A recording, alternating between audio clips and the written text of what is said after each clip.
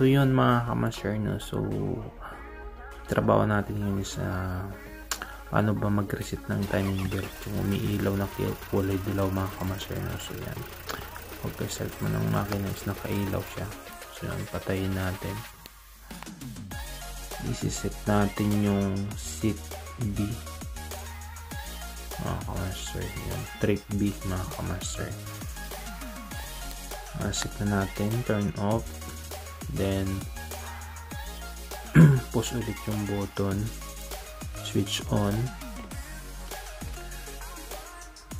natin yan. Antay natin mag-blink, yan, nagbi-blink na. So pag nag-blink na mga kamaster, pindutin natin isang beses ulit. So yun, makikita kang 10 lalabas. So pindutin mo din siya ng 10 na beses, 10 beses, no mga kamaster. So